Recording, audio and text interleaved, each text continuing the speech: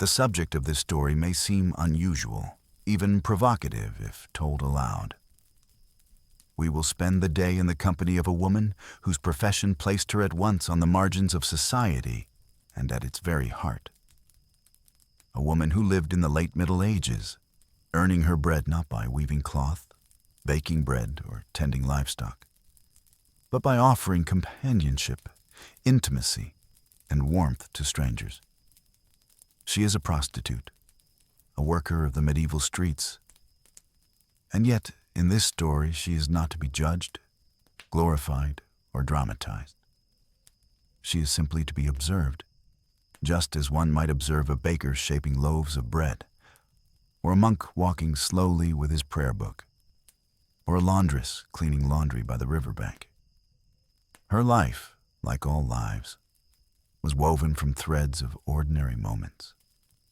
The creaking of doors, the smell of smoke from fires, the texture of cloth against skin, the whisper of voices in the twilight.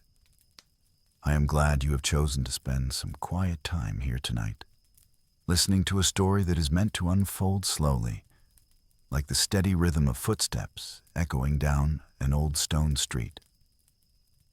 This is not an action story, nor is it one that seeks to quicken the pulse. It is more a gentle meditation, a wander through the past, one that invites you to notice the little things, the forgotten textures of everyday life, and the quiet humanity of people who lived long ago. It is on these little things that we will dwell. Welcome. Before we begin, I would like to gently remind you, if you find these stories bring you a moment of peace or help you relax in the evening silence, please take a moment to subscribe to this channel. It's a small act, but it allows these quiet stories to reach others who might also need them.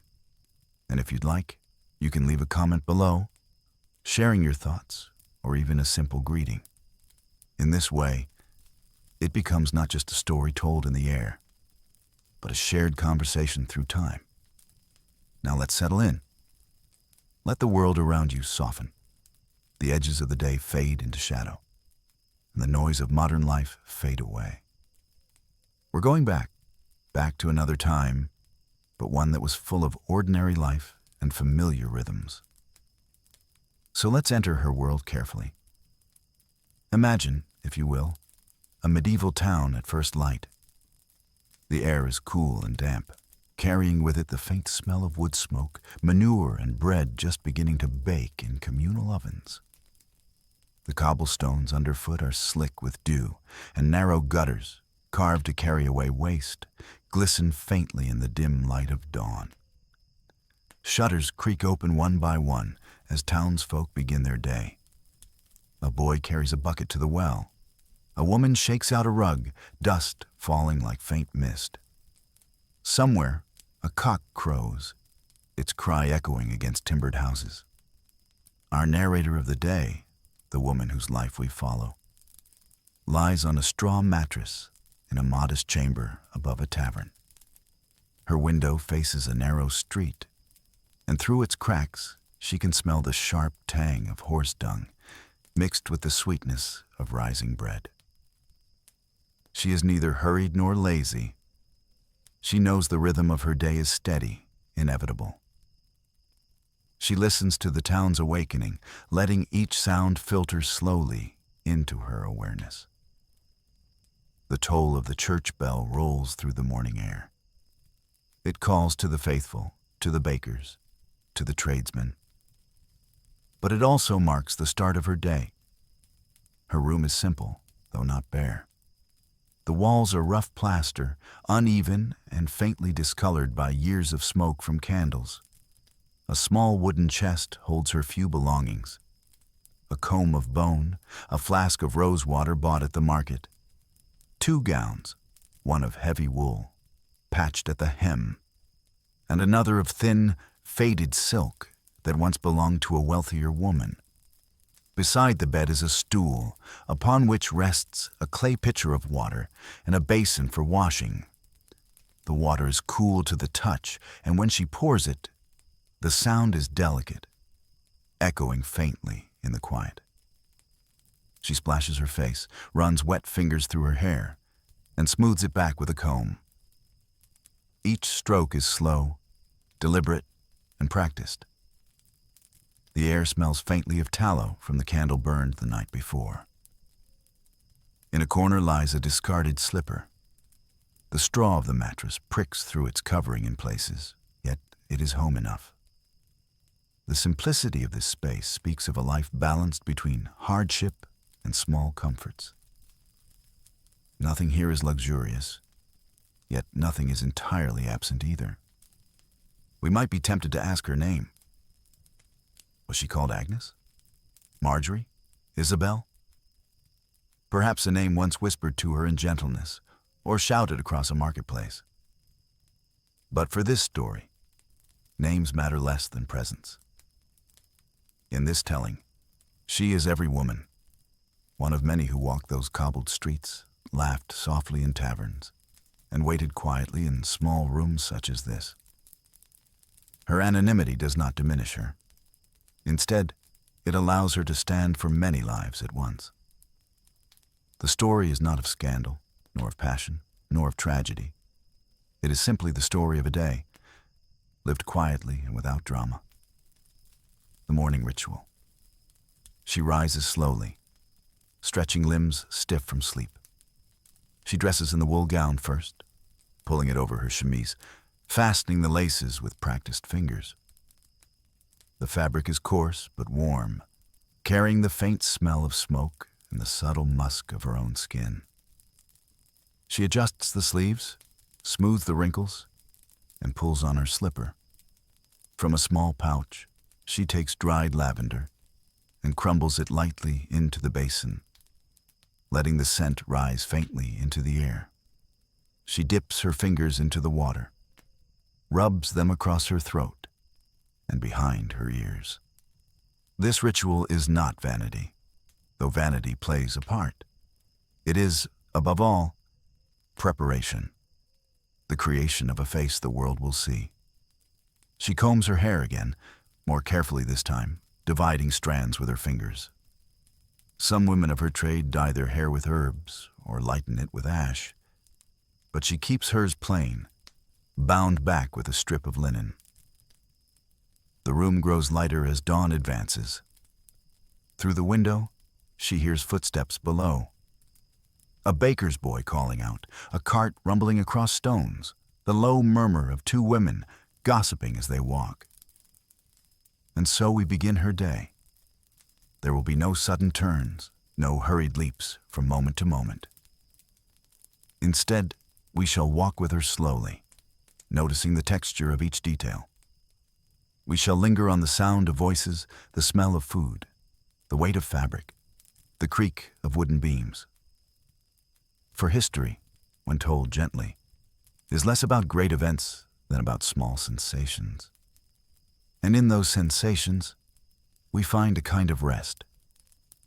Tonight, we will follow her, step by step, hour by hour, not to judge nor to moralize, but simply to observe. And in the observing, perhaps to find calm. The morning has ripened a little since the first toll of the bell. In her small chamber, the woman lingers by the window, listening to the outside world growing more awake with every passing minute. The faint silver of dawn is shifting into pale gold, touching the rooftops and catching on the glass of the richer houses, while in the alleys, the shadows remain thick and cool. She pulls her shawl tighter around her shoulders. There is no great hurry. Time moves at its own pace in the medieval town, marked by bells and footsteps, by the opening of doors, and by the soft swell of daily noise. For her, the day does not begin with a single task, but with observation, the act of simply standing still, watching the world unfold like a page being turned. The street she looks upon is narrow, no wider than 2 carts passing if the drivers are cautious. The houses rise close together, their upper stories jutting out above the lower, so that the sky appears in a strip of pale light between dark timbered walls. Shutters creak open one by one, and from within flow sounds of human life, a woman scolding a child, a man coughing into the still air, the scrape of a stool across a floorboard. Smoke begins to drift upward from the chimneys, blue and thin against the brightening light. Beneath her window, a dog trots past, sniffing at the gutter. Its paws are wet, leaving faint prints on the stones. From further along the lane comes the clip-clop of hooves as a carter urges his beast forward, the wheels of his wagon clattering on the cobblestones in a rhythm both steady and uneven, echoing off the walls like the slow beat of a drum. She knows these sounds well. Each one belongs to a neighbor, to a familiar routine, to the larger rhythm of the town that repeats itself day after day. Nothing here is new, and yet each morning it feels fresh, as though the world is remade by light alone. With dawn comes smell, as much as sound.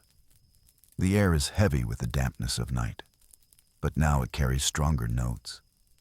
The acrid tang of dung where the street has been fouled by animals, the sharpness of smoke curling from hearths, and the warmth of bread that is already beginning to bake in communal ovens. These smells mingle in ways that might offend a delicate nose. Yet to those who live here, they are simply the breath of the town, a familiar perfume of life itself. Somewhere nearby, a cook pours scraps into the gutter, and the aroma of boiled cabbage drifts upward. It mixes with the sweeter fragrance of dried herbs hung from an open window, swaying gently as the air stirs. The woman at the window breathes it all in, recognizing each scent as a note in the great, slow music of the morning. The first figures move steadily through the streets. A boy, scarcely more than 10, balances 2 pails of water on a yoke across his shoulders, his bare feet making a soft slap against the stones. Behind him, a woman in a heavy cloak walks with a basket on her arm, pausing to greet another with a quiet nod. A beggar sits hunched near the mouth of the alley, his hands clasped around his knees, a rough blanket pulled up to his chin. His face is still, his eyes half closed, as though he too is waiting for the day to grow fully awake before beginning his calls for alms. A pair of apprentices pass, laughing softly to one another.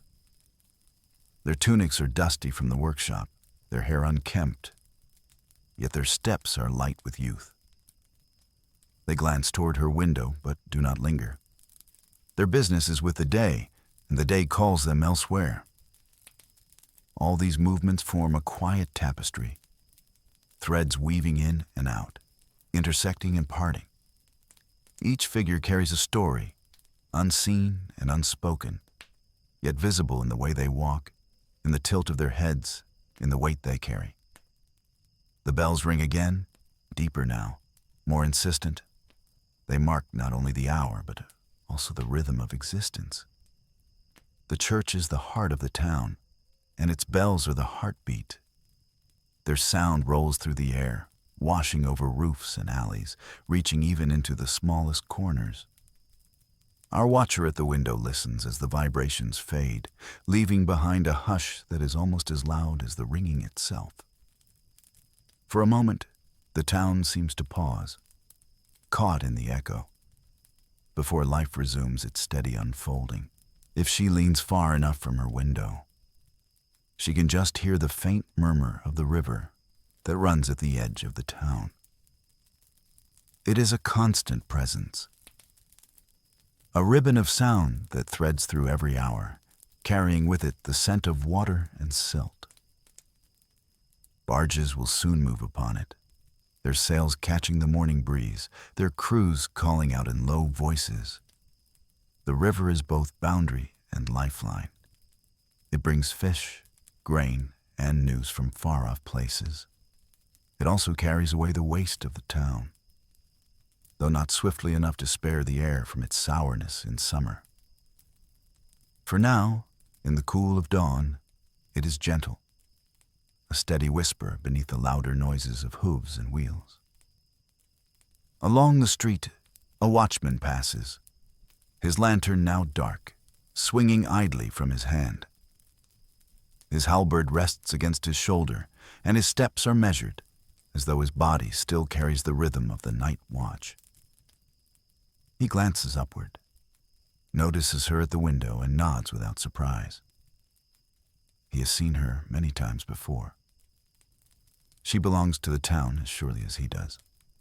Her presence neither scandal nor novelty, but simply part of the fabric of these streets. He does not speak, and she does not wave, but in the nod is an acknowledgement, a silent exchange between those who share the same space in different ways. The woman watches, silent. Her day has not yet begun in earnest, but already she is a participant in this quiet theater of life. By looking, by noticing, by standing still at her window, she is part of the unfolding rhythm.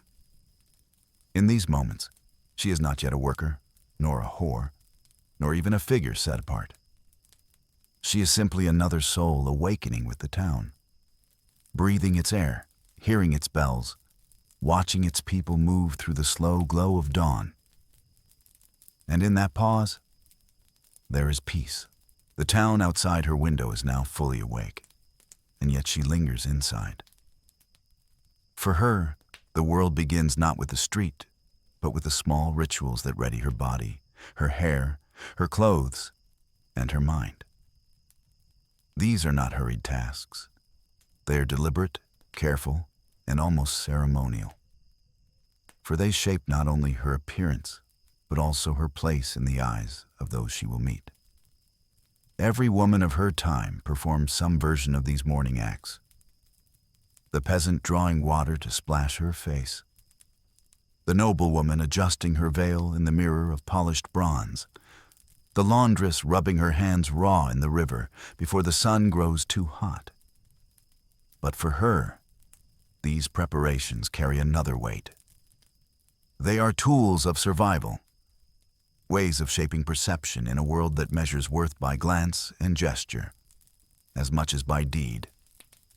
On the low stool beside her bed, the clay basin waits, its water gathered last night from the well.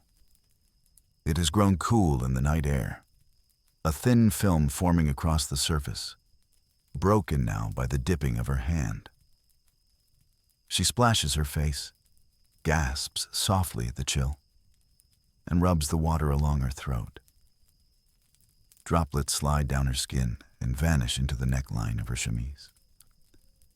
Beside the basin lies a cloth, coarse but clean, washed by her own hands 2 days past. She presses it to her cheeks, then folds it neatly and sets it aside. The action is unremarkable, yet in the stillness of the chamber, it feels like the first true movement of the day, the crossing from sleep into wakefulness. Her hair is long enough to require attention, yet not so long as to be cumbersome. It is the shade of many townsfolk, neither the bright flax that poets praised, nor the deep black sung of in songs, but a muted brown that blends easily with the tones of wood and earth around her. From the wooden chest, she retrieves a comb carved of bone. Its teeth are uneven from use, yet it does its work. She draws it slowly through the strands, pausing when it catches at a tangle, then easing it free with patient fingers.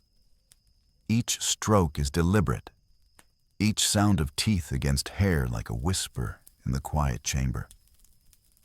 Some women in her trade take pride in elaborate braids, in ribbons and beads that catch the eye. Others leave their hair loose, letting it fall like a curtain to soften what the world too often hardens. She prefers a middle path, to bind it with a linen strip, simple and practical, yet arranged with enough care to show attention has been paid. On the chest also rests a small flask of rose water, purchased dearly from a spice merchant months ago. It is not something she uses every day. The cost is too high for that. But today she uncorks it, dips a fingertip, and touches the fragrant drops to her wrists and neck. The scent is faint but distinct, masking the harsher smells of wool, smoke, and sweat. It carries with it an echo of gardens far from this town, places she has never seen, where roses bloom in abundance and are gathered for their precious essence.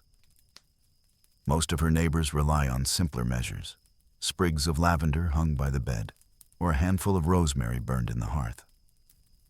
She too uses these, but the rose water is a treasure, a small luxury that allows her to feel not merely dressed, but prepared, armored in a subtler way. Now comes the choice of clothing.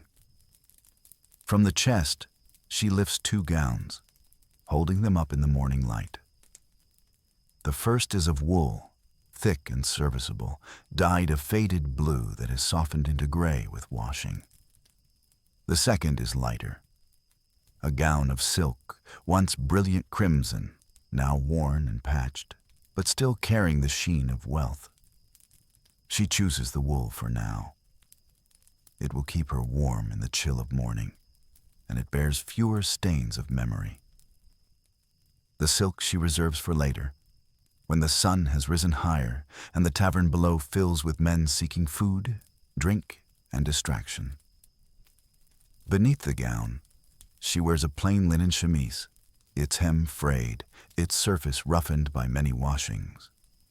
She pulls the gown over her head, adjusts the laces at the sides, and smooths the fabric over her body. It is heavy, grounding her, reminding her of the weight of the day to come. At her waist, she ties a belt of leather, from which hangs a small pouch. In it are coins, a needle and thread, and a scrap of cloth embroidered with a charm, a protection against misfortune, stitched long ago by a friend whose face she has not seen in years. She owns no mirror of glass or polished metal, yet the basin of water serves well enough. She bends over it, studying the blurred reflection of her face. The image is softened by ripples, made indistinct by shadow, but she can see enough. The arch of brow, the curve of cheek, the steady gaze of her own eyes. There is no vanity here, only recognition. This is the face the world will see, the one it will judge, dismiss, or desire. She studies it quietly, then dips her fingers again and smooths the hair from her temples. The water shivers, distorts her reflection, and then settles once more. Before stepping into the day, she eats a little. From the chest, she takes a heel of bread, baked yesterday, and a small wedge of cheese wrapped in cloth. She eats slowly, tearing the bread into pieces, chewing without haste. Each mouthful is steady, deliberate, grounding. Food is not abundant, but it is sufficient. The bread is coarse, the cheese sharp, the flavors familiar as breath. With it, she drinks a little ale, poured from a jug kept cool on the floor. It is sour, faintly bitter, yet nourishing, carrying the strength of grain. As she eats, she thinks of the many others across the town performing the same act. The mason chewing in silence before the day's labor. The washerwoman swallowing a crust before carrying linen to the river. The clerk sipping watered wine before sharpening his quills. Each life different, each morning similar in its own way. Her body is dressed, her hair combed, her stomach filled. The small rituals are complete, yet she lingers a moment longer, sitting on the edge of her straw mattress, hands folded in her lap. Readiness is not only of the body, but of the mind. She allows herself a quiet pause, breathing deeply, letting the sounds of the street below rise and fall like a tide. She does not think far ahead. She does not dwell on what the day might bring. She is simply present, awake, steady, prepared. To prepare is not merely to wash and dress. It is to shape the self into a form the world will accept. In this, she is like all others. The monk who pulls his cowl over his head before the prayers at dawn. The knight who straps on his sword before mounting his horse. The mother who ties her child's cloak before sending him into the street. Each person wears a kind of costume, a mask of daily life. Her own is neither more nor less. It is simply different. And so, when she finally rises from the stool, when she smooths her gown once more and adjusts the pouch at her belt, she is ready not only to step into the street, but also into her role, into the endless repetition of days that stretch behind her and ahead of her. When one thinks of medieval towns, the mind is often filled with images of churches, markets, guild halls, and fortified walls. Yet tucked quietly behind the noise and commerce, away from the gaze of civic officials and priests, there existed another kind of establishment, one both hidden and known, both condemned and tolerated. This was the brothel, a space at once ordinary and extraordinary, a place where daily life unfolded with its own routines, patterns, and rituals. To step inside a medieval brothel, even in the imagination, requires us to move gently, with patience. The building did not leap out with grandeur. It might appear from the street like any other timber-framed house, its walls leaning slightly with age, its roof patched with tiles or wooden shingles. A passerby could mistake it for a simple inn, a tavern, or dwelling house. But subtle signs would have hinted at its purpose. Perhaps a lantern hanging above the doorway, lit only at dusk, or a painted emblem on a wooden panel, a flower, a slipper, a crescent moon. These quiet symbols whispered to those who sought such places, while keeping a measure of discretion. Inside, the air shifted. The brothel was not a single room, but a sequence of spaces, each carrying its own character, its own rhythm. At the threshold, one might first encounter the common hall. This was not unlike the tavern halls of the town.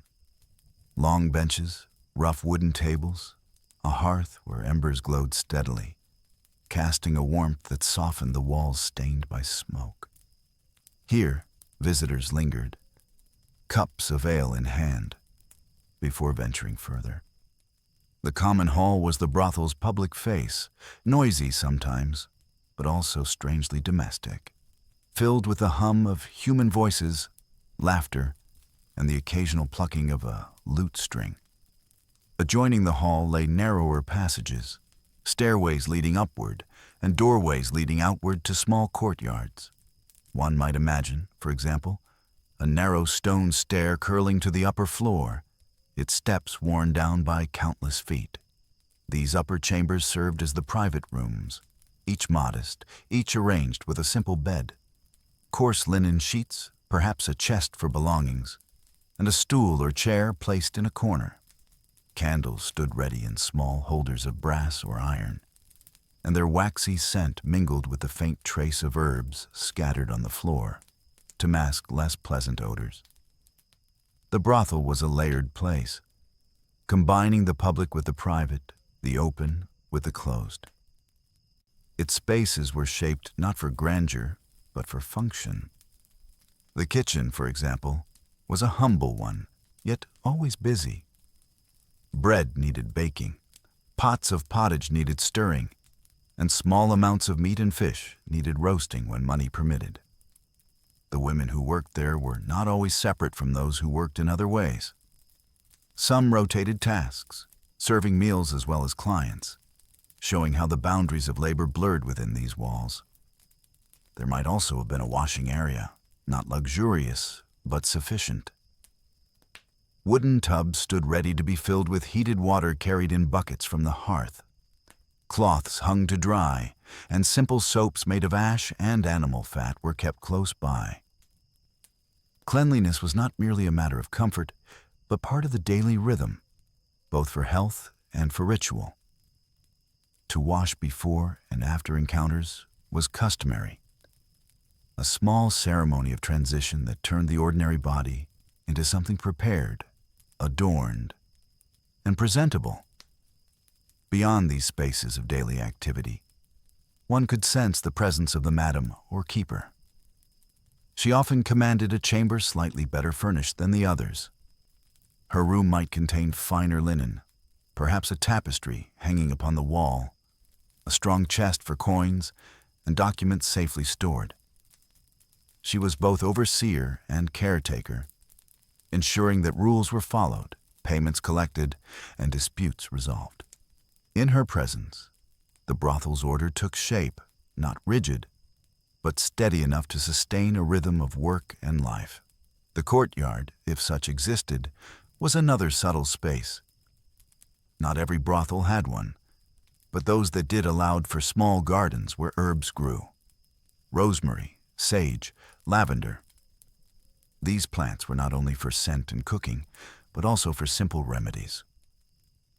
Women knew well the uses of plants, how to ease pain, how to soothe a fever, how to cleanse the skin.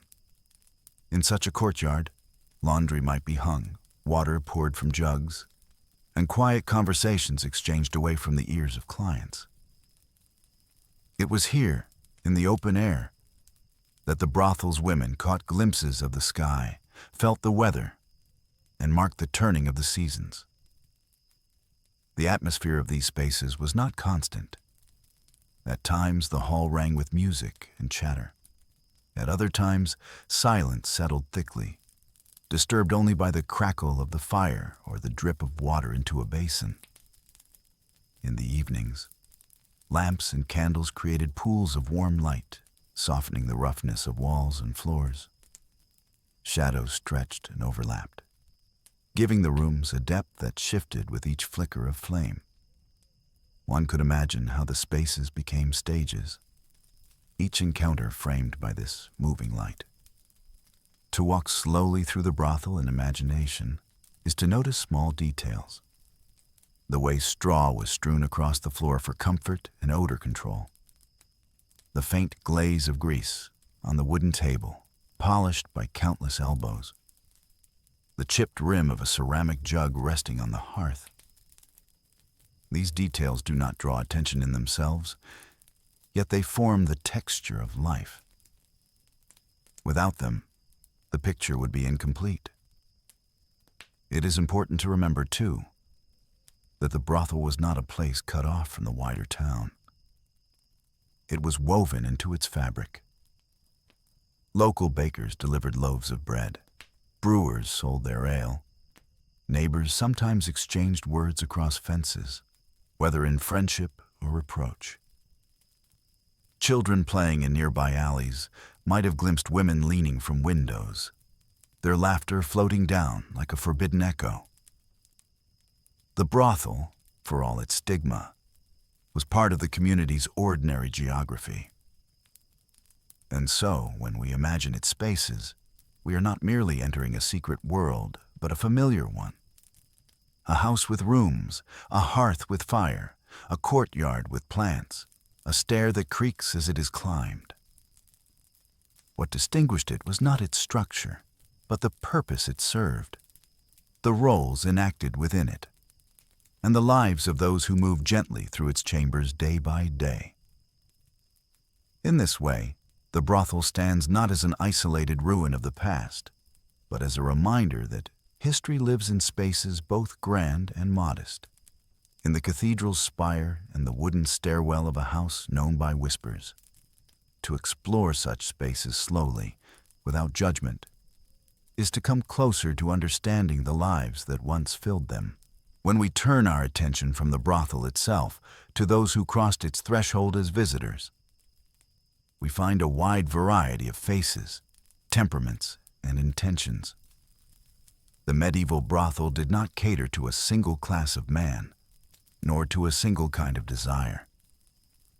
Instead, it became a small crossroads where paths from different walks of life briefly converged. The first to imagine are the young men, apprentices and journeymen who worked in the town's trades. They were masons, carpenters, shoemakers, or tailors, still learning their crafts, living away from their families, sometimes crowded in guild halls or small rented rooms. Their pockets held modest coins, just enough to buy a measure of ale, a loaf of bread, and perhaps the company of a woman for an evening. For them, the brothel was less a place of luxury and more a place of passage, a station along their journey toward manhood, encouraged by peers, whispered about in taverns, sometimes regarded almost as a rite of youth. Then there were the merchants, men who traveled along dusty roads with wagons of wool, barrels of wine, or bolts of cloth. Their visits were infrequent but noticeable. Arriving in town, they lodged at inns.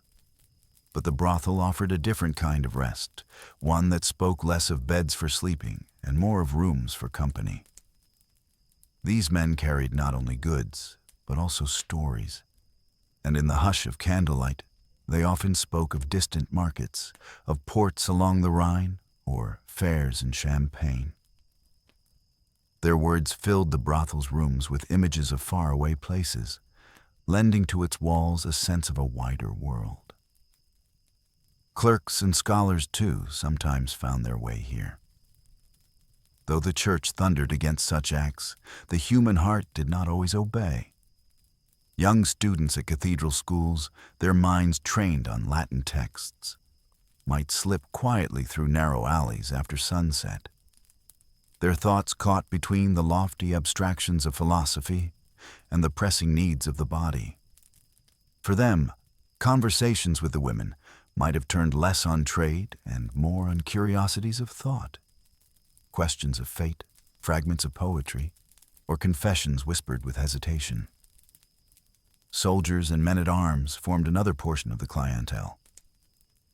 Rougher, louder, sometimes unsteady from drink, they arrived in groups or alone, their coin purses filled after campaigns or mercenary service. Their presence was often a mixture of merriment and unease, for while some sought only laughter and warmth, others carried with them the harsher temperaments of the battlefield. In these moments, the keeper of the house had to balance welcome with caution, knowing well how quickly high spirits could shift.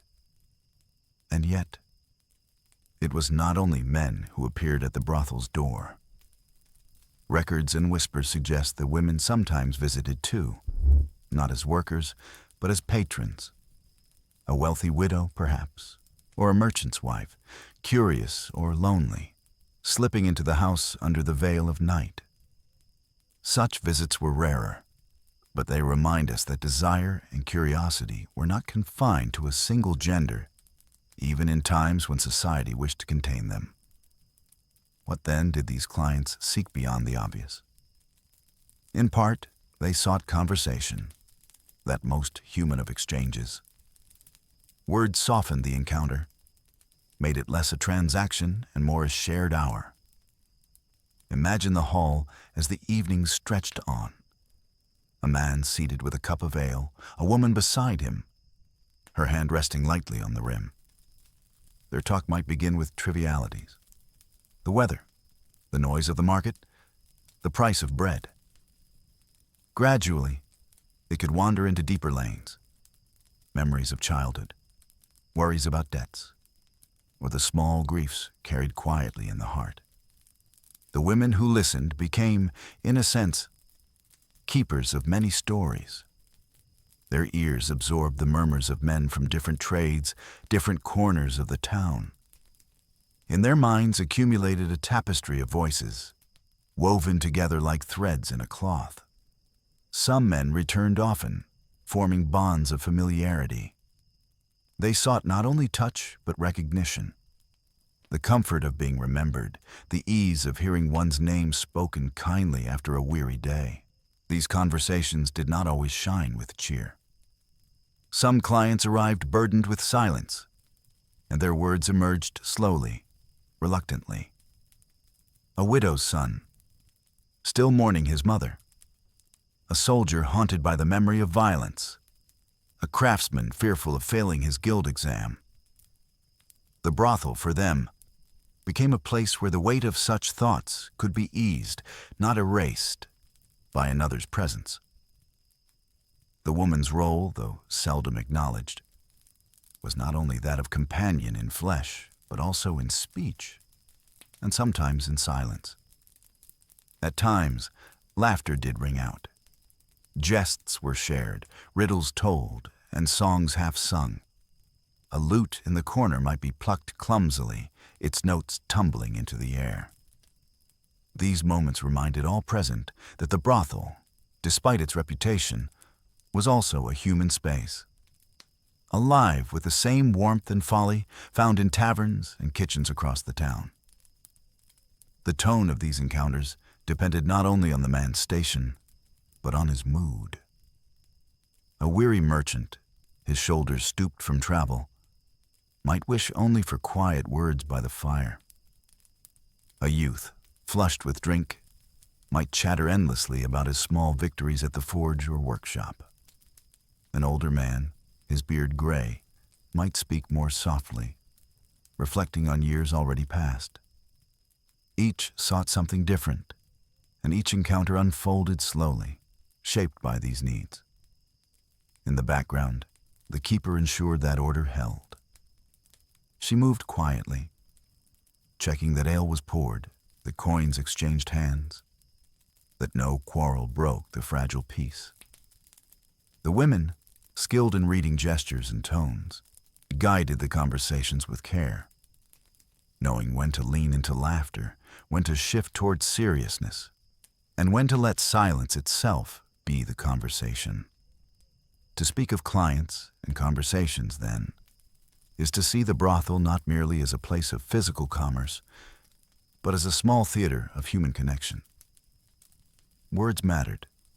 Gestures mattered. The nod of agreement, the smile at a jest, the quiet exhale of relief. All these were part of the fabric.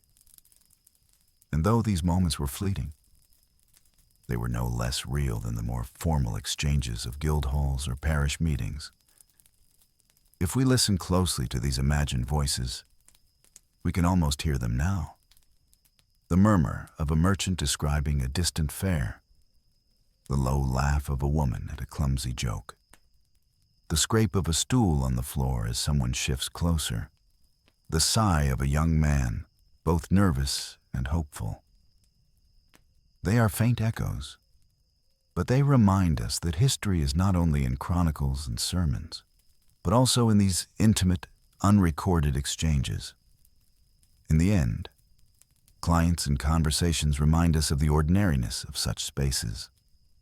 Within walls that society labeled as sinful, the most human of activities continued. People spoke, listened, comforted, and shared fragments of their inner lives. These voices, though carried away by time, linger like the faint scent of herbs in an old wooden room. Present, if only we pause long enough to notice them. By the time the sun had risen high, tilting toward its daily zenith, the town changed its character. Morning's quiet labor gave way to the fullness of midday, when streets filled, doors opened, and the life of the marketplace reached its steady hum. To step outside the brothel at such an hour was to enter a different rhythm, one not confined to rooms and whispers, but drawn wide into the open air, where every sound, scent, and movement seemed to gather into a single tapestry of daily life. The noon streets were neither grand nor deserted, but layered with activity. Narrow lanes, paved with uneven cobbles or simple beaten earth, carried the footfalls of townspeople from every walk. Children darted between stalls, their shouts mingling with the bark of dogs. Merchants called out in steady voices, repeating their offers as if chanting. Somewhere a bell rang from the parish church, its notes falling heavily through the air, reminding all of the time and the obligations of a prayer. The market square stood at the heart of this rhythm. It was not always perfectly square, sometimes irregular, shaped by the town's growth over centuries. Wooden stalls lined its edges, many covered with simple cloth awnings or planks, each displaying its wares. The midday sun struck baskets of apples, their skins shining in mottled reds and yellows. Fishmongers laid out their catch upon damp boards, the silver scales of river fish glinting like shards of glass. Bakers sold loaves, whose crusts cracked with warmth, their scent drifting outward to draw passers-by. The soundscape of the market was soft in its own way, though crowded. Hooves of carts clattered upon stone. The creak of wooden wheels pressed forward slowly. A cooper thumped at a barrel rim in the corner, testing its seal. Women bargained in patient tones, weighing onions in their hands, running fingers over bolts of cloth, tasting a grain between their teeth. The rhythm was not hurried. It was steady, like a tide washing in, cresting and then receding. To walk slowly through the market at noon was to witness a catalog of daily need. One stall offered herbs, sage, parsley, marjoram, bundled and tied with string. Another displayed cheeses of different sizes, some soft, wrapped in cloth, others firm and aged, their rinds rough and pale. A potter showed his work, rows of bowls and jugs, each with small imperfections that told of the hand's touch upon clay. Beside him, a woman sold candles dipped in tallow, their smell faint but familiar, destined for hearths, chapels, and bedrooms alike.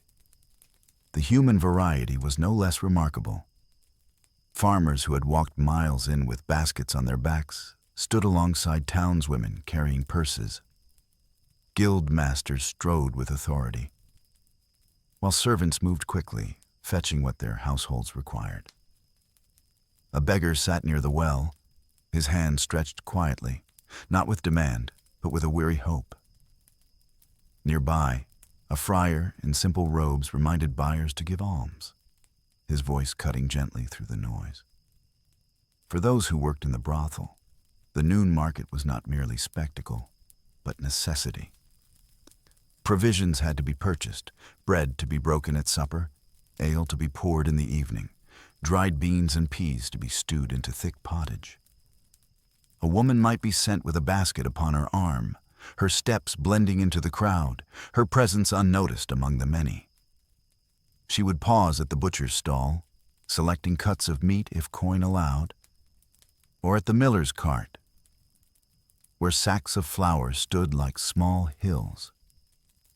Each purchase tied the private world of the brothel back into the larger currents of the town.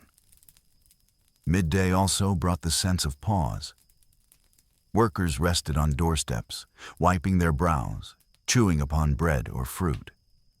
Travelers lingered with their packs beside walls, grateful for shade. A boy carried water from the well in 2 small pails, the slosh of liquid audible with each careful step. These small acts, almost invisible, formed the texture of the streets, giving them the calm insistence of ordinary life. If one looked upward, the noon sky was often pale, the sun not as harsh as summer, but steady, spreading light that softened the outlines of roofs and chimneys. Cloths hung from upper windows to dry, swaying gently with the air. Smoke curled from hearths, mixing with the sense of roasting meat, of baking, of refuse carried away toward the town's edges. Even these less pleasant odors were part of the whole, reminders that the medieval town was a living body, its every corner pulsing with activity. Conversation floated easily through the market. A woman asked the price of eggs, her tone calm but insistent. A man recounted news from the road, a bridge washed out, a fair postponed. Children repeated rhymes as they played with sticks, their laughter brief but bright. Each voice contributed to the layered sound, a murmur not unlike the rustling of leaves in a grove. As the hour wore on, shadows shortened, pressing close to the feet of stalls and walls. Some buyers departed with baskets now heavy, while others lingered still, debating one last purchase. Sellers grew quieter, their voices lower, as fatigue replaced the vigor of morning. The market did not end suddenly. It ebbed as tides do, with goods slowly packed away, with stalls closing one by one. For the women of the brothel, returning from the market with baskets was itself a small procession. They carried not only food but stories gathered from overheard talk, fragments of news, and glimpses of neighbors. The noon streets and markets, in this way, fed not only the body but the mind, sustaining the small house with both nourishment and connection. In imagining these midday scenes, one sees how the brothel, for all its secrecy, was always tethered to this open world. Its bread was baked in town ovens, its ale brewed in town vats, its meat butchered in town stalls. The women, too, were part of the same rhythm. Walking the same streets, listening to the same bells, their lives woven inseparably into the wider fabric of the town. And so the noon streets and markets remind us of history's gentlest truth, that even the most private spaces depend upon the public square, and that every hidden story is nourished by the steady hum of ordinary life moving quietly in the open air. To pause for a moment in the middle of the day, after the errands of the market and the passing of noon, was to enter into another rhythm of medieval life. Food and drink were not rushed, but folded gently into the turning of the hours, a comfort as much as a necessity. In the brothel, as in any household, the preparation of meals, the pouring of cups, and the quiet rituals of eating together formed part of the day's structure, a thread of ordinary routine woven among the more unusual tasks the house was known for. The fare was simple, as it was in most homes of the town. Bread stood at the heart of the table, coarse or fine depending on what coin could purchase. In humbler times, it was rye or barley bread, darker, heavier, filling but plain. When fortune allowed, a lighter loaf made from wheat appeared, its crust more delicate, its crumb softer, prized for its rarity. To tear a piece of bread, to dip it into pottage or into broth, was to perform the most common act of sustenance, familiar to every hand. Pottage itself simmered in the hearth's pot, a mixture that varied with the season. At its simplest, it was water thickened with oats or barley, flavored with leeks, onions, or a handful of herbs. When meat was available, it lent richness. A joint of mutton, perhaps, or bits of salted pork dropped into the bubbling liquid, their fat softening the texture. The scent of such pottage filled the room slowly, mingling with the smoke of the fire, settling into the walls and the rough fabric of garments.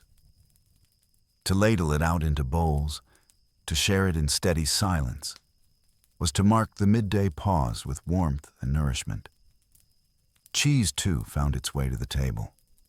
Fresh, soft cheeses, wrapped in cloth, were eaten quickly before they spoiled. Harder wheels, aged and sharp, were sliced carefully, their taste strong and lingering. With cheese came butter, when the season permitted, churned from cow's milk or goat's milk, spread upon bread or melted into dishes. These small luxuries, though ordinary to us, carried weight in the medieval household, tokens of both sustenance and comfort. Drink was rarely plain water, for its quality was uncertain. Instead, ale was poured, mild and steady, its strength enough to refresh without overwhelming. Brewed from barley and flavored faintly with herbs, it was consumed by all, women as well as men, part of the daily rhythm of hydration and warmth. In places of greater means, wine was added, red from distant vineyards, or white, pale and slightly sour, carried in barrels by merchants who crossed mountains and rivers. To sip wine was to taste a distant place, though in this house, such occasions were rare, reserved for wealthier patrons, or for moments when a generous client provided a gift. Fruit and nuts, when the season allowed, added brightness. Apples, pears, or plums were eaten fresh or cooked into small pies. Walnuts and hazelnuts, cracked carefully, were shared slowly, their flavor lingering long after the shell was cast aside. Honey, too, served as sweetness, stirred into dishes or spread thin upon bread. Sugar was known but rare, arriving in small lumps from faraway lands, a costly treasure more spoken of than seen. Yet food was not only sustenance, it was also leisure. To sit together in the hall, bowls in hand, was to pause the tasks of the day, to share company. Women laughed softly among themselves, exchanging remarks as they ate. Sometimes a client joined. The line between guest and companion blurred in the simple act of breaking bread together. The fire crackled, the room filled with warmth, and for a little while, the brothel resembled any household, its most ordinary needs at the center. Leisure extended beyond eating. After meals, the hearth became a place of rest. A lute might be lifted from its corner, its strings plucked in slow patterns, the notes filling the air like drops of water falling into a still pool. A woman hummed softly, her voice carrying no urgency, only a melody remembered from childhood. Dice were thrown gently on the table, their clatter softened by cloth. Wagers small, more for amusement than profit. Cards, or their earlier cousins in the form of hand-painted playing sheets, sometimes appeared among wealthier guests, their symbols curious and bright. Conversation flowed easily in such moments, less bound by the needs of commerce, more shaped by the shared rhythm of rest. Men spoke of their trades, of the price of grain, of rumors of distant wars that seemed both pressing and far away. Women listened, responded, or offered their own stories, of kin they had left behind, of small joys found in the town, of memories of festivals when music and dance filled the squares. Laughter rose gently, not loud but steady, weaving through the firelight like smoke. Leisure could also be solitary. A woman might retreat to her chamber after eating, stretching upon the bed for a brief rest, her thoughts drifting with the warmth of the day. Another might sit in the courtyard, mending a garment, the needle moving quietly through fabric, her mind half on the work, half on the shifting clouds above. To rest was not idleness. It was preservation, a recognition that the body and mind both required moments of stillness. The brothel's animals, a cat curled on a bench, a dog lying near the hearth, were part of this rhythm too. Their movements were slow, their presence calming, their lives intertwined with the household. The dog barked if strangers lingered too long near the door. The cat caught mice that scurried along the floor. In their quiet way, they too joined the leisure of the house, breathing in sync with the people who fed and sheltered them. As the afternoon stretched, food and drink gave way to drowsiness. The hall grew quieter, voices softer. The clink of bowls faded, replaced by the occasional rustle of cloth, the sigh of someone leaning back, the crack of wood as the fire settled. Leisure was not loud or grand, but gentle, a cushion between the labors of morning and the demands of evening. In imagining these moments, one sees that life within the brothel, though often spoken of in whispers and judgments, was filled with the same pauses, the same comforts as any other medieval household. Bread torn, ale sipped, laughter shared, music played. All these wove a pattern of humanity that belonged not only to the rich or the pious, but to everyone. Food, drink, and leisure. They were not luxuries, but the anchors of daily rhythm. They steadied the body, softened the mind, and gave shape to the hours. And in these quiet hours of the afternoon, with sunlight falling across wooden tables, with the faint sound of a lute and the warmth of ale in the hand, the brothel became less a place of scandal and more a place of simple, ordinary life. The day leans into its quiet heart. The sun, now higher in the sky, shines with a pale, steady brightness that softens the hard edges of the medieval town. The hours after the noon meal pass in a rhythm of labor and patience, when daily tasks, though small and repetitive, fill the lives of those who inhabit the narrow streets and hidden courtyards. For the woman whose life we follow, these hours are no different. Though her trade is not always bound to clock or bell, the rhythm of the day presses gently upon her. After moments of leisure, of eating bread dipped in broth, or of resting her body after the exertions of the morning, she turns toward the simple, inevitable tasks that await. The brothel, though alive with shadows of desire and whispered stories, is also a house, and like all houses, it must be tended. To live there means to sweep the floors, to mend garments, to launder sheets, to fetch water, to prepare for the evening hours when the streets once again grow busy and the doors swing open. The business of intimacy depends, too, on cleanliness, on order, and on the impression of warmth. And so the afternoon unfolds. Her first task is the simplest. She takes up a broom, rough-hewn from bound twigs, and begins to sweep the wooden planks of the common room. The floor bears marks of the day, the dust of boots, crumbs of bread from earlier meals, stray hairs, fragments of straw that clung to garments after someone sat in the stables. With each long, patient stroke of the broom, she restores some measure of tidiness. The sound is soft, rhythmic, like the breath of a sleeping child, the brushing of twig bristles against wood. Dust motes rise, catch the sunlight, and drift in lazy spirals before settling again. The act itself is unhurried.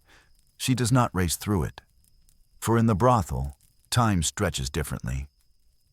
Afternoon belongs neither to the bustle of morning nor to the fever of night.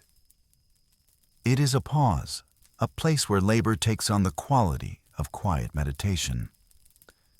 As she sweeps, her thoughts drift.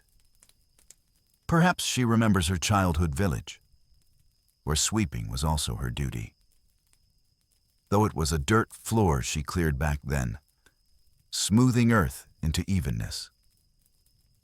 Or perhaps she considers the other women in the house, their laughter and murmurs seeping faintly from upstairs rooms where they rest. Braid hair or sew torn hems. Sweeping is humble work, yet it connects her to the rhythm of all women in the town, each tending to her own small space. The act binds her to a larger circle of unseen lives. Once the floors are swept, she turns her attention to linen. Sheets and blankets, bearing the signs of use, must be washed. In the yard behind the house, a trough waits, filled with water carried from the well earlier in the day. A bar of coarse lye soap sits upon the edge, rough against the hands, but strong enough to strip away stains. She kneels by the trough, lifting each piece of fabric, submerging it, scrubbing carefully along seams. The smell of soap rises sharp in the warm air, mixing with the faint sweetness of hay from the stables nearby. Her hands, reddened by lye, work steadily, wringing water from cloth, rinsing again, pressing folds between wooden boards. She lays the damp fabric upon ropes strung across the yard, where sunlight and breeze will draw out the moisture. Nearby, another woman sits with a needle, patching tears in a chemise. Thread pulls through fabric in tiny, deliberate motions. The sound is almost inaudible, yet it contributes to the sense of slow industry. Stitch by stitch, a garment regains strength, ready to be worn again. In the medieval world, little is wasted. Fabric is dear. Every garment is cared for, mended and remended. The women know this instinctively. Their livelihood depends not only on their bodies, but also on the impression of finery, however modest. A torn gown or a stained shift would give clients reason to look elsewhere. And so, each hour spent washing, stitching, smoothing cloth is an hour spent ensuring survival. At times, the need for fresh water calls them back into the streets. A wooden bucket is lifted by its rope handle, and with practiced strength, she carries it toward the public well. The bucket knocks gently against her knee as she walks, the iron handle clinking softly. The well, set in the small square, is a place of gathering. Other women arrive there too, each with her own vessel. Some bring wide clay pitchers, others bring leather flasks. They wait their turn, exchanging quiet words. Their voices rise and fall in the still air, carrying fragments of gossip, of news, of whispered complaints. The whore, like them, takes her place in the line. She listens, sometimes speaking, though often she simply lets the chatter wash over her like water itself. When her turn comes, she lowers the bucket, hears it splash into darkness, then hauls it up with slow, even effort. Muscles in her arms tighten, the rope creaks, droplets sparkle in the sunlight. The bucket, heavy now, sloshes as she carries it home. Each step requires care, so as not to spill too much. Yet she is accustomed to the task. Her bare feet, calloused from years of walking, grip the uneven stones of the street, finding balance where others might stumble. Returning, she sets water aside and ascends the narrow wooden stairs. The rooms upstairs, where business is conducted, require attention. One by one, she opens doors, allowing light to fall across the rumpled sheets, scattered garments, and the faint traces of earlier encounters. The air in these rooms is close, bearing the mingled scents of sweat, perfume, and candle wax. She sets about airing them, throwing open shutters, letting sunlight pour in, banishing shadows. She shakes out sheets, smooths blankets, plumps straw-filled mattresses. Candles are trimmed, their wicks shortened so they burn evenly later. Small touches of care make the rooms appear welcoming again, though their walls are plain and their furnishings spare. As she works, she notices small tokens left behind. A hair ribbon forgotten, a coin slipped between planks, a half-burned taper. These are gathered, pocketed, or returned to the mistress of the house, who oversees all. The whore moves slowly, methodically, her body bending and straightening, her breath steady. The hours pass in such labor, each room restored, each surface set in order. As chores conclude, the pace of the day slackens further. The sun creeps toward the west, shadows lengthen across the street. The house grows quiet again, as though holding its breath before evening awakens it. The women linger in the yard, some still mending, some simply resting, their backs against the wall. Conversations meander, touching on memories, complaints, and laughter. A jug of watered wine may be passed, each taking a sip, savoring its faint sharpness on the tongue. From the street outside come muffled sounds, a cart rolling by, the bark of a dog, the distant clang of a hammer in a workshop. Life continues all around them, Yet within these walls, time seems slower, folded inward. She watches a line of ants crossing the ground, each carrying a fragment of leaf or crumb. She traces the pattern of sunlight on the floorboards, where dust motes still drift lazily. She listens to the beating of her own heart, steady, unhurried. The passing hours are not wasted. They belong to this quiet interval between labor and desire, between the stark duties of survival and the performances demanded by the night. They are hours of waiting, of preparing, of grounding herself in the simple rituals of life. Thus passes the afternoon, sweeping, washing, mending, fetching, tidying. Each action is humble, repetitive, and essential.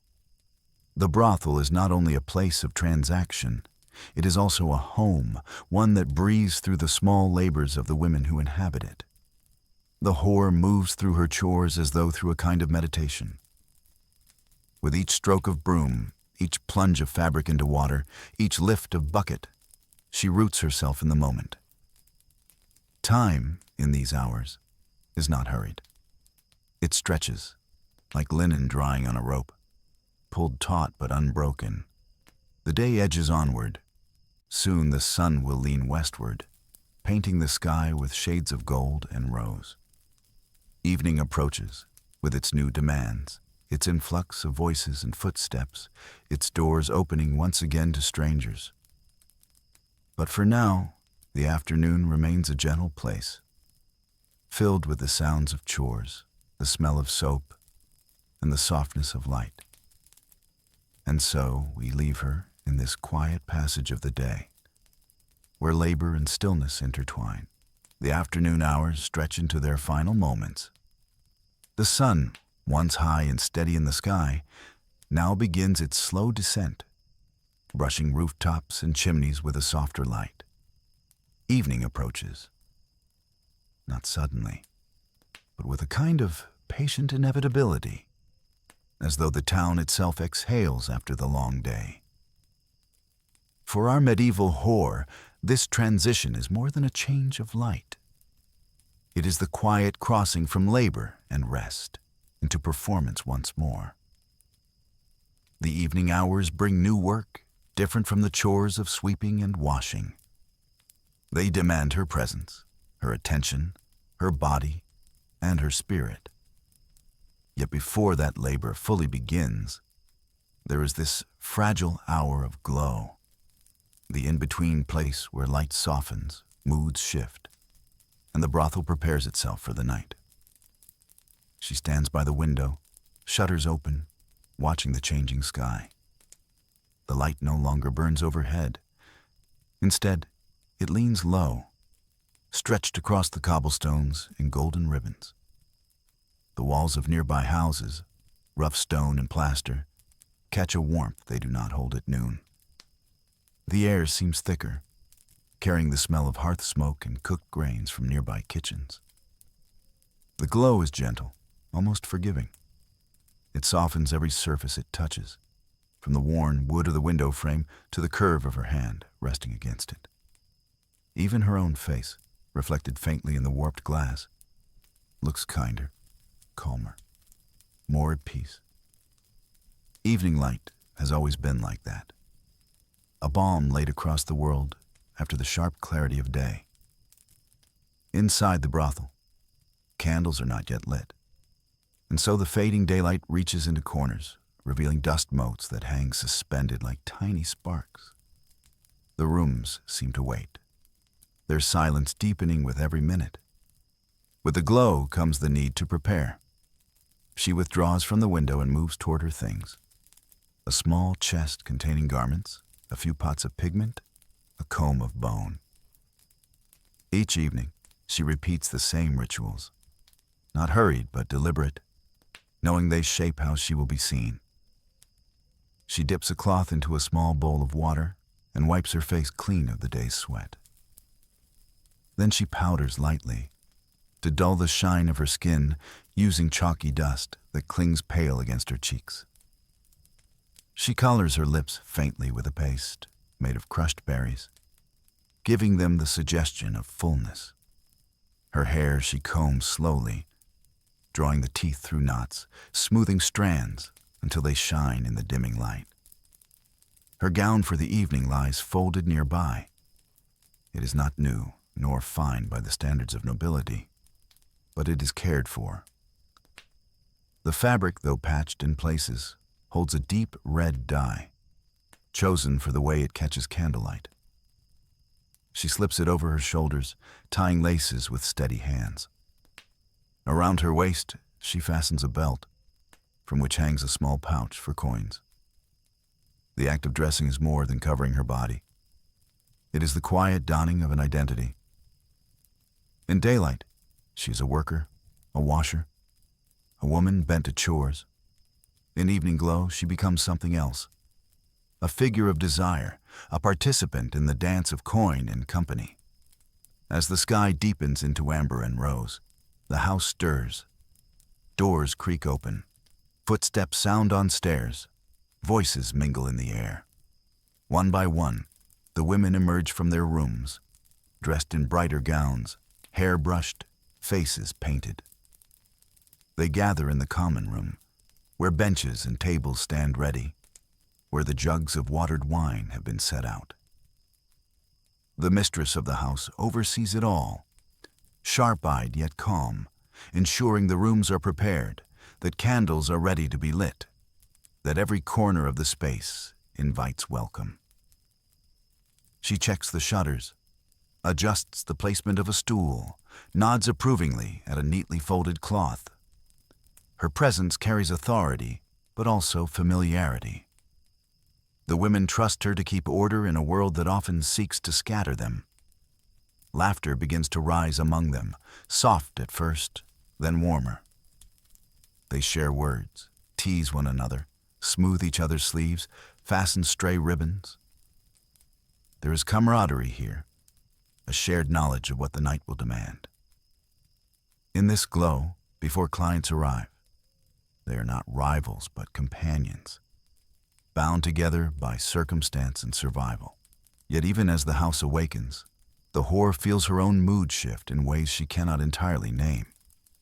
Evening is both gift and burden. The glow lifts her spirits, yet the weight of what lies ahead presses upon her. Some nights, she welcomes it. The chance for coin, for distraction, for the simple warmth of human touch. Other nights, she dreads the parade of strangers, the repetition of words spoken, smiles forced, gestures made not from desire, but from necessity. Tonight, her feelings waver somewhere between. She sits at the edge of the bench, her hands folded in her lap, listening to the laughter of others, yet not fully joining in. Her heart beats slowly. Her thoughts wander. She recalls mornings when she wished the night would never come. She recalls other evenings when the thrill of performance, of being looked upon and wanted, made her pulse quicken. Tonight, she is adrift in both states, content yet restless, ready yet reluctant. Such mood swings are familiar to her. They are part of the rhythm of her days. Just as the sun rises and falls, so too does her spirit move between lightness and heaviness. She has learned not to fight it, but simply to notice, to endure, to carry herself through each change as it comes. From the open door, she can see the street as the glow deepens. The town is shifting too. Men close their workshops, drawing shutters across windows. Children are called in from alleys, their play ending with the fading light. A cart rolls slowly past, its driver guiding oxen toward the stable. The clang of the blacksmith has ceased, replaced by the softer sounds of voices, footsteps, laughter drifting from taverns, already filling with drinkers. The town takes on a golden hush, a brief pause before true darkness descends. In this hush, the brothel waits, its own glow ready to meet the glow outside. Candles are lit now, their flames trembling, reflecting in cups and eyes alike.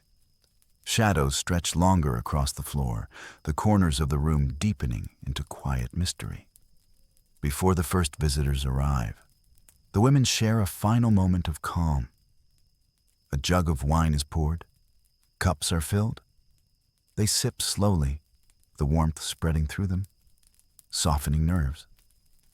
Bread is passed around, dipped in oil, eaten without haste. These small rituals steady the body and spirit, preparing them for what comes. The whore, too, takes her cup, feeling the wine's gentle burn in her throat, the way it loosens her chest. She chews bread thoughtfully, savoring the salt on her tongue. Her mood shifts again, lightening now, carried by the comfort of shared company, the flicker of candles, the hum of voices around her. She feels herself part of a circle, not alone. And in this circle, the burdens of the night seem less heavy. The sun is nearly set. The sky, once golden, is now streaked with violet and fading crimson. The brothel's door stands closed for the moment, but soon it will open, and with it, the flow of men, laughter, bargaining, and whispered promises. The whore sits in the evening glow, breathing steadily. She does not rush her thoughts. She allows them to drift like the smoke of a candle wick, curling upward, dissolving into the air. She knows her mood will shift again as the night deepens, as strangers step into her space, as coins exchange hands. But for now, she remains suspended in this fragile, glowing pause. It is a time of stillness, of preparation, of quiet acceptance. The glow outside lingers a few minutes longer, gilding the stones, the rooftops, the wooden beams of the brothel. Inside, candles hum, wine warms, and hearts steady themselves for what lies beyond the door. And so, in this chapter of her life, we leave her at the edge of night, surrounded by glow, her spirit swaying gently between heaviness and lightness, between reluctance and readiness. Evening has come, and with it, the quiet truth of her world, that moods, like the sun itself, rise and fall, soften and harden, yet always continue on. The evening glow has faded into twilight. The streets outside the brothel grow quieter in some places and livelier in others. Taverns spill voices and laughter into the air, while homes close their shutters, retreating into private warmth. Lanterns are lit along the main thoroughfares, their flames trembling against the wind. Small points of light guiding late passers-by. Inside the brothel, the calm of preparation gives way to a different kind of stillness.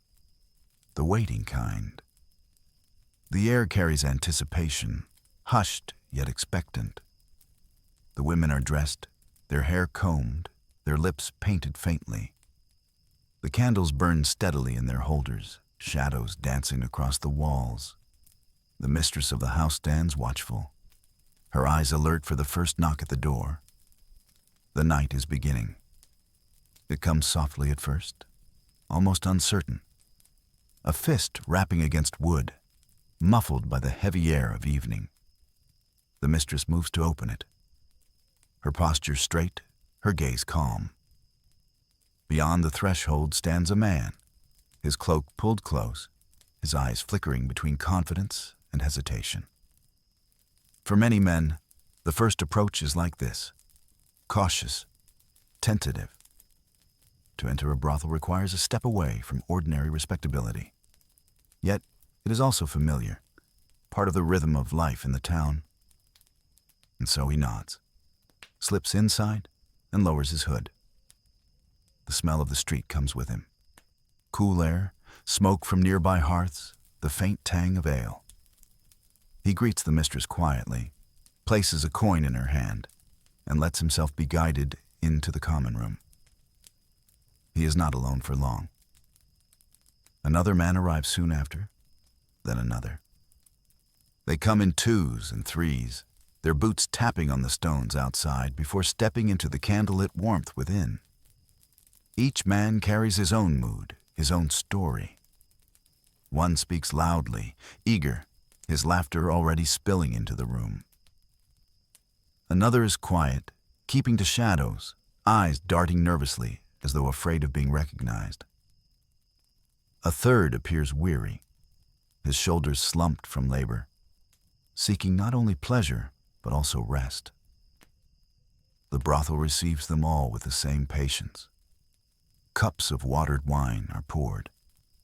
Benches creak as men settle onto them, warming their hands at the glow of candles. The women take their places among them, some sitting close, others leaning against the walls, their presence both inviting and measured.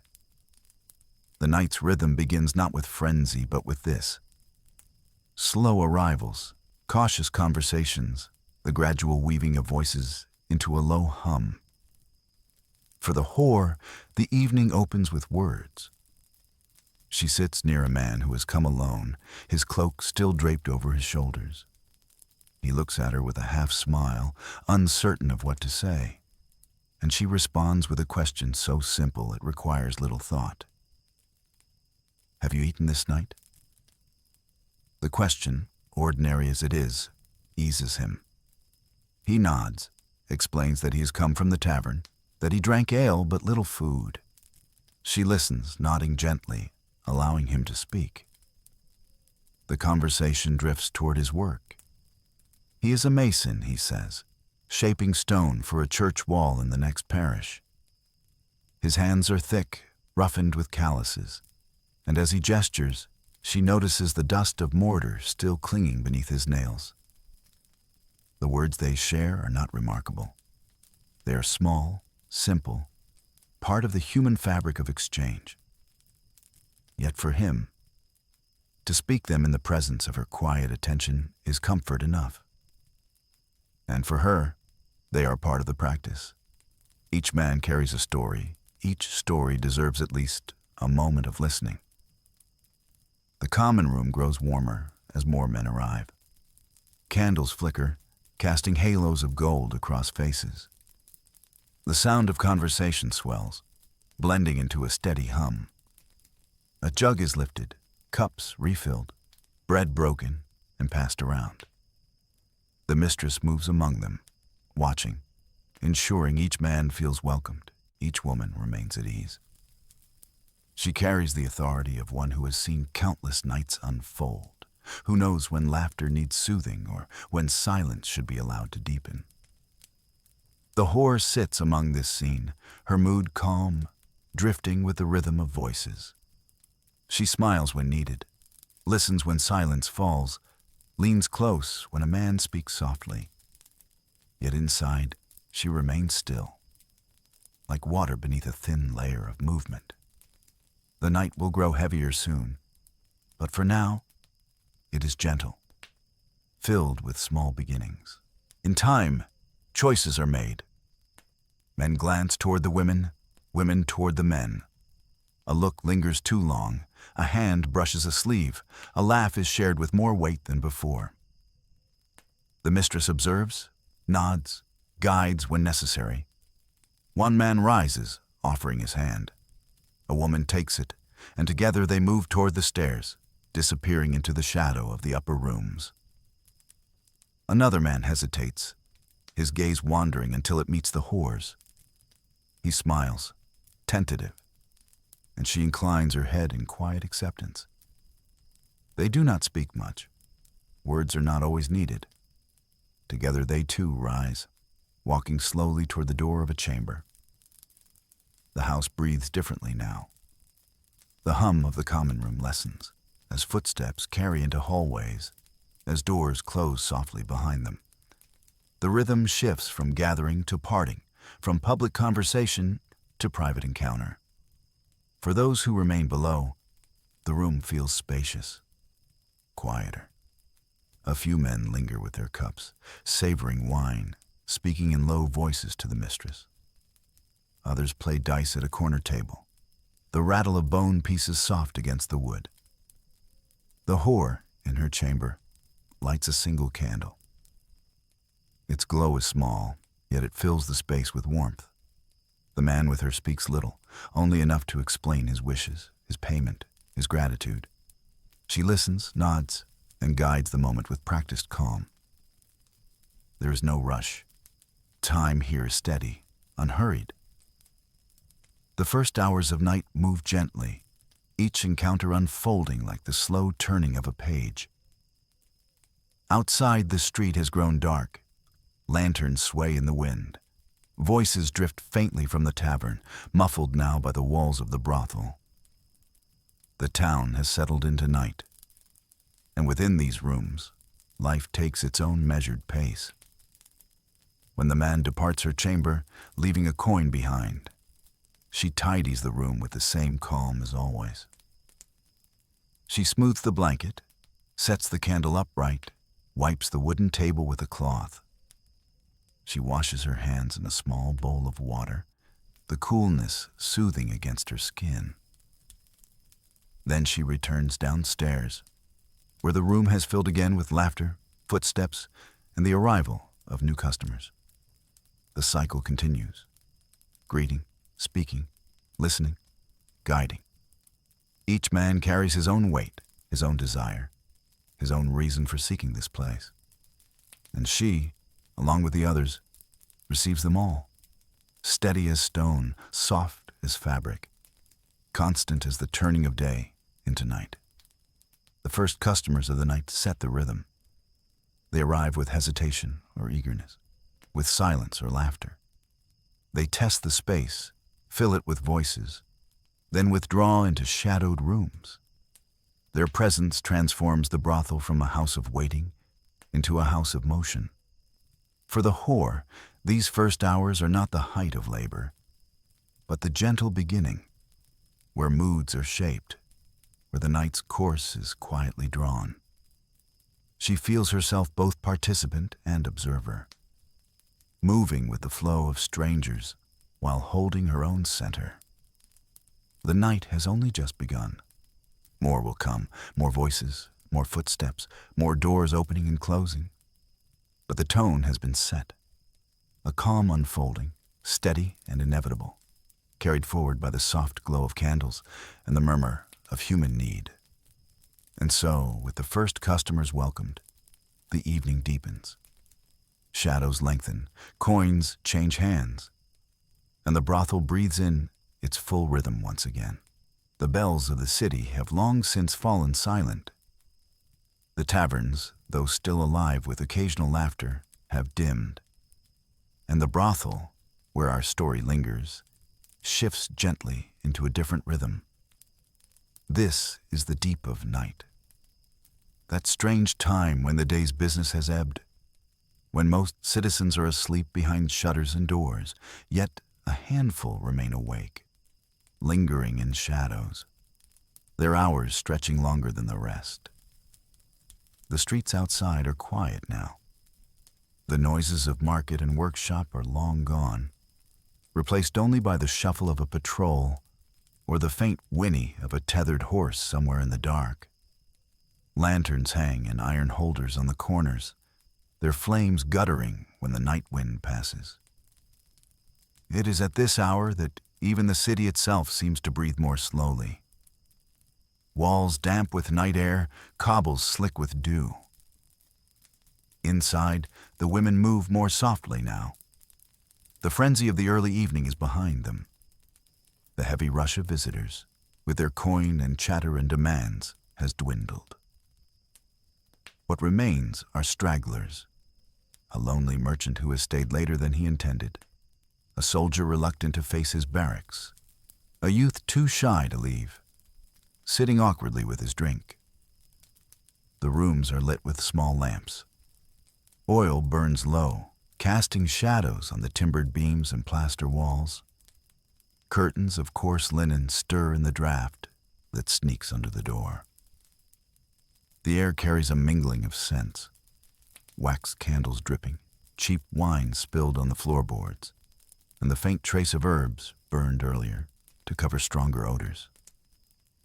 In one corner, a lute lies silent, its strings plucked out of tune by hands that had grown too careless with ale. The music of the earlier hours has faded into memory, leaving behind only the hum of voices, muted now, hushed.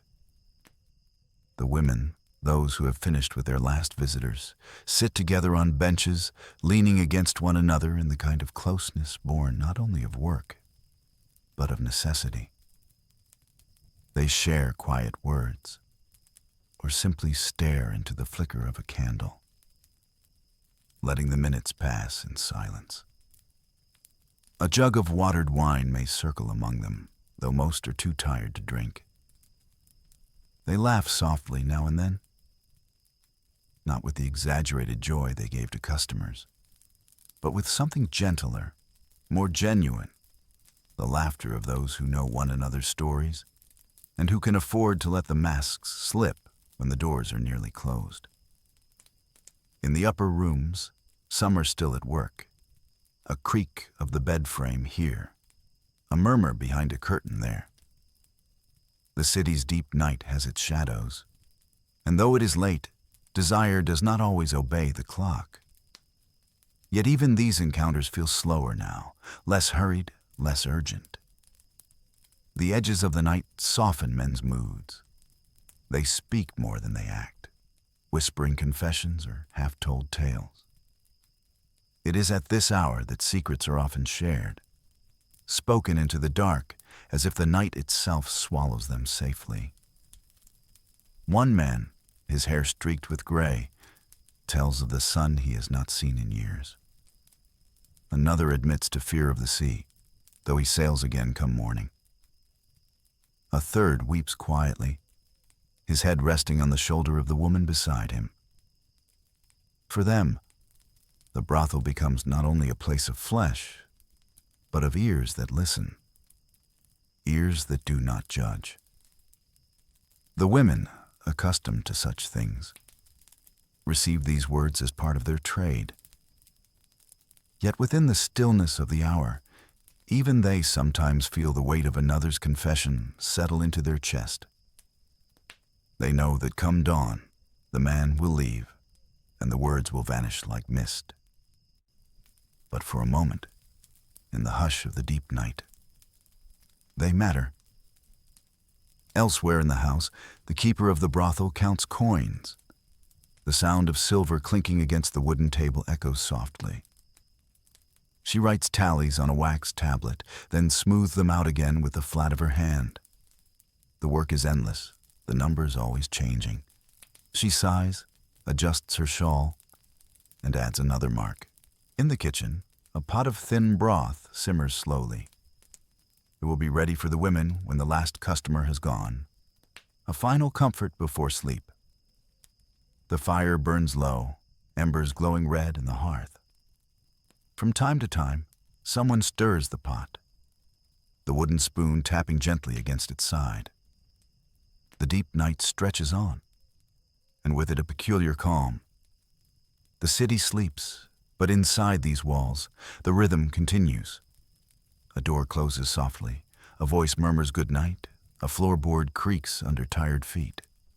Outside, the moon rides high, casting pale light across rooftops. The cathedral's spire points upward like a dark finger, and somewhere far off, a dog barks once, then falls silent again. In the brothel, weariness gathers like a blanket. The women, finished at last, slip out of their dresses, folding them neatly or leaving them draped on stools. Hairpins are pulled loose, letting heavy hair fall down their backs. They wash their faces with water that has grown cold, scrubbing away paint and powder, rinsing away the long hours of performance. And when they finally lie down, on beds that creak or pallets of straw, sleep comes quickly, deep and unresisting. For the city's night belongs to them now, just as the morning soon will. The brothel falls quiet. So quiet that one could almost imagine it empty, but for the sound of breathing, steady and low. The candles gutter, the lamps fade, and only the faint glow of coals remains. It is the deep of night, and the world holds its breath, waiting for dawn. The night has passed quietly. The candles are out, the streets are empty, and the women of the brothel rest in silence. For us, too, the time has come to draw this story gently to a close. Throughout these long hours together, we have walked the streets of a medieval town. We have heard its morning bells, breathed the smells of its markets, and stepped softly into the rooms of its brothel. We have seen how life unfolded there. Slowly, unhurried, with its rhythms of waiting, of serving, of enduring. In this stillness, it is easy to forget something important. That these women, who lived and worked within walls often looked down upon, were part of the same world as all others. The merchant who counted his coin, the monk who prayed in his cloister, the baker pulling loaves from his oven, the farmer trudging home from his field. All shared the same streets, the same church bells, the same rising sun. In the fabric of the city, there were many threads. Some shone bright with honor, others carried stains, yet together they formed a whole. The prostitute was not outside that weaving, but within it, woven into the cloth of daily life as surely as any lord or laborer. Her presence shaped the rhythms of markets and taverns. Her earnings moved coins from hand to hand, and her laughter, forced or genuine, was one of the many sounds of the medieval night. It is worth remembering, in the quiet of reflection, that people of the past, like people of the present, lived complex lives, never as simple as the words others used to describe them. Behind every title, every label, there was a person, sometimes tired, sometimes joyful, sometimes burdened, sometimes free. As we step away from this story, let us hold that thought gently, that history is not only battles and kings, but also kitchens and streets, markets and brothels, work and rest. And that in every shadowed corner of the past, there were lives as real and layered as our own. Now, as you prepare for your own rest, I wish you calmness and ease. May your thoughts settle like dust on an empty street. May your breathing slow like a fire's embers. May the quiet hours of night carry you gently into sleep. Before you go, if this story has kept you company, I kindly remind you to subscribe to the channel. Leave a comment if a thought stirred within you, or if you simply wish to share your presence here. And return again, when next you seek history told slowly, like a lullaby, to guide you toward rest. Good night. May tomorrow greet you kindly.